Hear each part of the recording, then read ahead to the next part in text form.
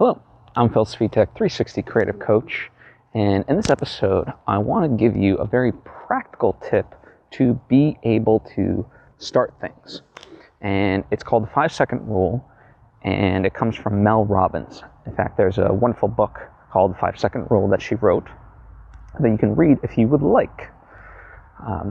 But what it ultimately does is really gets you going on an idea. Okay, and I'll explain what that fully means. Now, before I fully dive in, I want to take the opportunity to invite you to subscribe if you haven't already done so.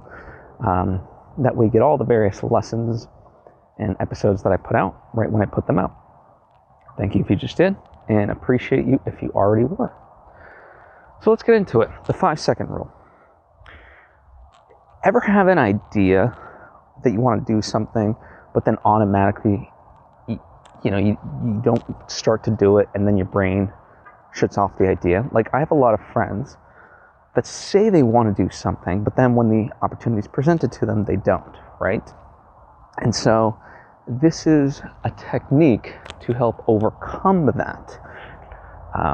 Now, it starts with the little things, right? So, for example, right now I am filming in the morning, right before sunrise.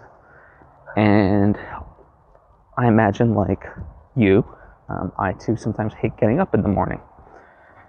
And so we might set an alarm, you and I, for an early time. But then be like, no. I just need a couple more hours and things like that, or a couple more minutes, right? We always give ourselves that excuse. And so what the 5-second technique is, as soon as an idea pops into our mind about something we should do, what we start doing is counting down from 5 all the way to 1. So 5, 4, 3, 2, 1, and then doing it. Okay? So that's the key. So the whole reason for this is by counting backwards, it's almost like a form of meditation in a sense where it prevents your mind from chattering, right? So all those ideas that may have been sparking because of resistance now get quieted. And when you get to 1, you just have to do it in that sense. So it's a very good technique because, the reason why we stop ourselves from, let's say, waking up at this early hour is because, again, I'm tired, I could use the extra sleep, right? Our mind automatically goes into, let's say, excuse mode. But if you quiet it, then you're actually given, she has whole scientific evidence behind this in her book, but it like activates a different part of your brain, the more logical part of your brain, instead of kind of, let's say, the reptilian brain. And it's like, you know what, I should get up early, right?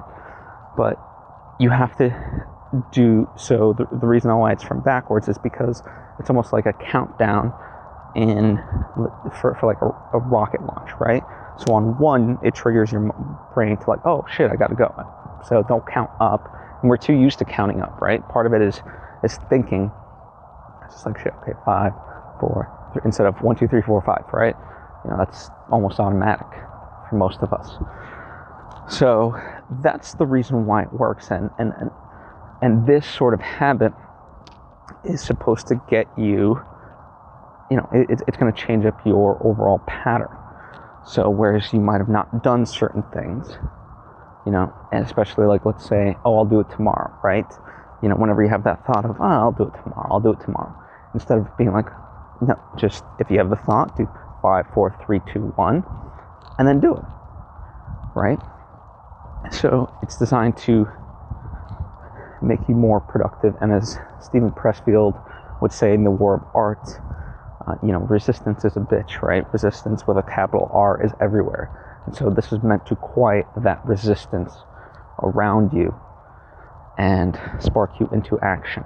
Now, for more information, you can actually read, obviously, her book, The 5-Second Rule.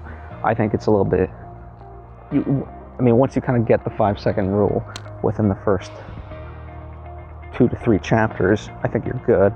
Again, she does go into it scientifically, but I think it's a little bit drawn out. It's like 200 something pages about something that ultimately is 5 seconds, I think is a little bit ironic and unnecessary. That's why I want to kind of just reduce it down to this. But anyway, that's the 5 second rule. If you have any questions, let me know. If you have any thoughts of your own, or especially experiences, let me know. I'd be curious to know. And if you think this might help someone in your life, by all means, please share it with them. I certainly would appreciate it. And I appreciate you. And I hope to see you next time.